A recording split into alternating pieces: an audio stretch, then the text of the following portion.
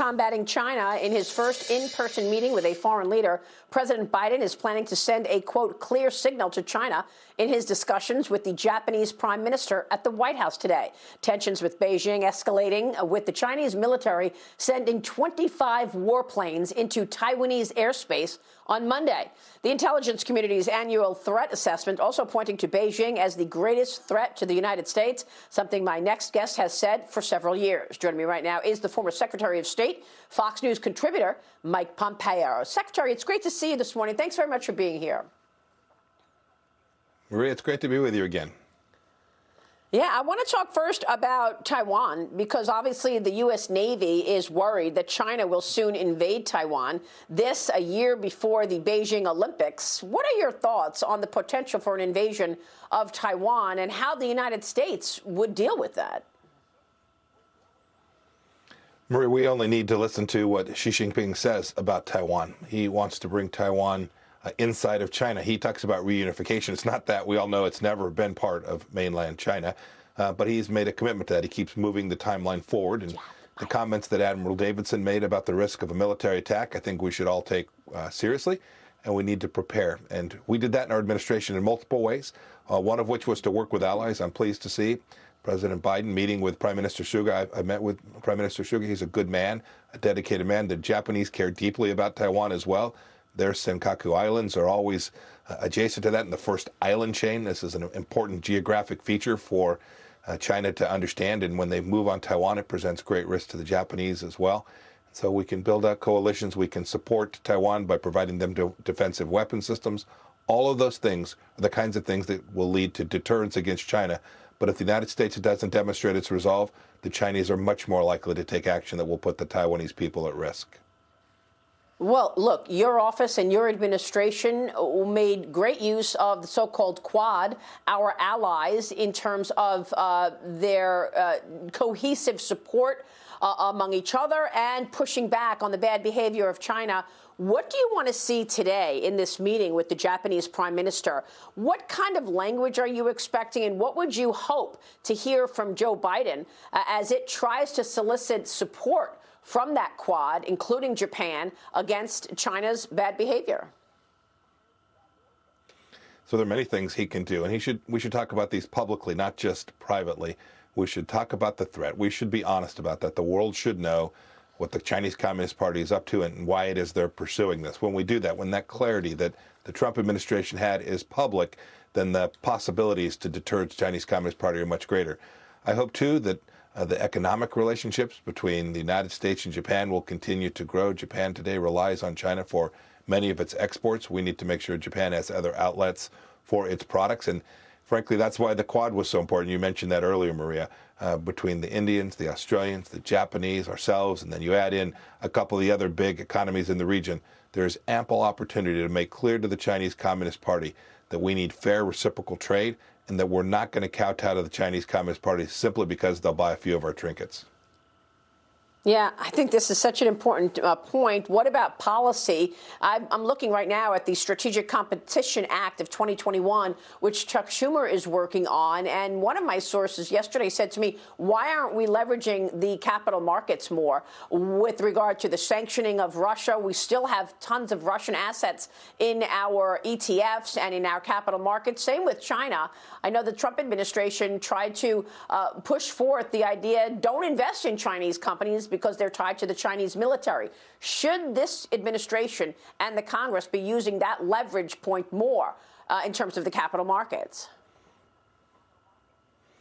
Two things, Maria. First, the answer to that is clearly yes. We began this process. We began to, at the very least, require Chinese companies that were investing here and using our access to our capital markets to have to disclose the same things that American company did. It was crazy. For years and years, Chinese companies had preferential treatment in U.S. capital markets. It was nuts. And we began to reverse that. There's an awful lot more to do. Second, American companies investing in China need to know the political risks that are attached to that. They are American companies. They talk about social justice. And when you talk about social justice, you have to care about every human being. And the genocide that's taking place today in the western part of that nation rivals what was taking place in the world in the 1930s. And every company needs to take this seriously. Yeah, but I want to move on to Iran and the Middle East in a moment. But first, President Biden has talked about the coronavirus being the #1 priority of his administration. And then we learned this. Listen to this exchange between Fox's Peter Doocy and the president. Watch. We had a chance to ask him if these reports are true that China maybe misled the world at the beginning. No, I have not had that conversation with President Xi. Thank you. I have not had that conversation with President Xi. And my question is, why not? Why aren't we asking China about the origins of the coronavirus? Your thoughts? I cannot understand this, Maria.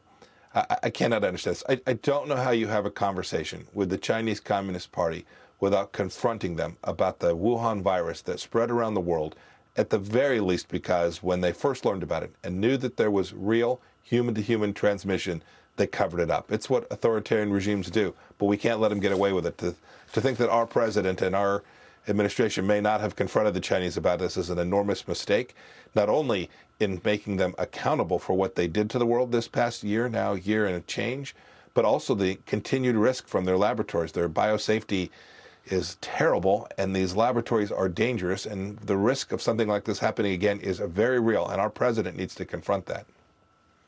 Yeah, he really does. We're waiting on that, and we'll keep spotlighting it. Clearly, we know it's the Wuhan virus. Now we're not even allowed to say Wuhan virus, even though that's where it originated, in a lab. Let me move on to Iran, announcing today it has increased its uranium enrichment to 60% purity, Secretary, following an attack on its Natanz nuclear facility on Sunday. This with talks restarting in Vienna yesterday between Iranian officials and other global leaders. How striking is it that they're trying to negotiate a return to the 2015 nuclear deal, and they do so in a meeting, and they don't even invite the United States to that meeting? What does that say about U.S. leadership? And Biden wants to get the U.S. back into the nuclear deal with Iran. So President Biden has chosen to side with our European allies against Israel and the Gulf states and their fundamental interests in securing their own region and creating peace and stability there.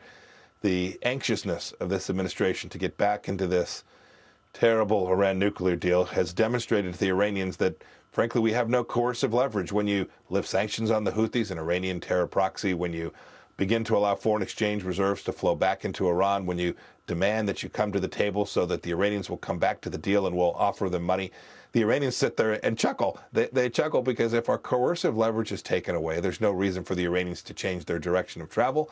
And they know that one day they'll have a path to continued terror, a path to continue their threats against Israel, and ultimately a pathway to a nuclear weapon as well. Well, is this going to undo the incredible deals that you were able to negotiate with several countries and normalizing relations with Israel? Maria, certainly creates some risk of that. But frankly, I don't think those deals are going to come unglued.